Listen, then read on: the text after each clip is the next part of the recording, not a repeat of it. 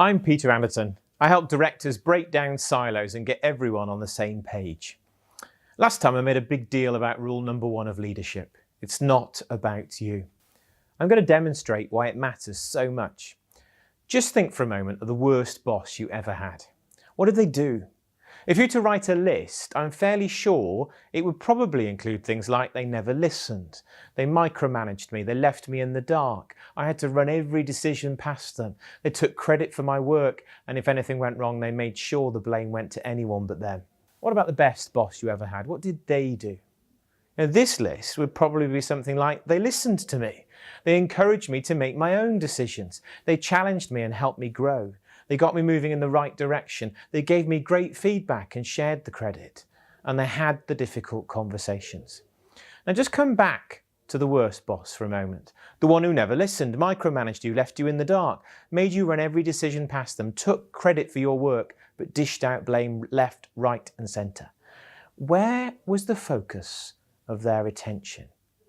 Was it on you or on themselves? It was all about them. Now the best boss, the one who listened to you, encouraged you to make your own decisions, challenged you, helped you grow, got you moving in the right direction, gave you great feedback, shared the credit, had the difficult conversations, all of those great things. Where was the focus of their attention? Was it on themselves or was it on you? They were focused on you. You see, that's the golden thread. When it comes to understanding the difference between the best bosses and the worst bosses you ever had, it all comes down to rule number 1. That's what connects all of these things together. All of these themes, so much starts from rule number 1. You know, if you want a team who are coming forward with ideas, who are taking ownership and really making things happen, it starts with rule number 1. It's not about you. It's not about your solutions, your way of doing things, or your ego. And the very best way to get stuck into rule number 1 is simply by getting stuck into the first thing we had on our list earlier. Listen. Just listen. And when I say listen, I mean really listen. Because most of the time when we think we're listening, what we're really doing is thinking about what we're going to say. You know, depending on who you speak to, some call that listening to respond rather than listening to understand. A friend of mine calls it listening to reload.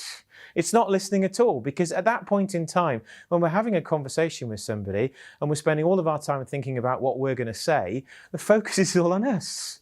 And that's the point with listening. Listening is all about rule number 1.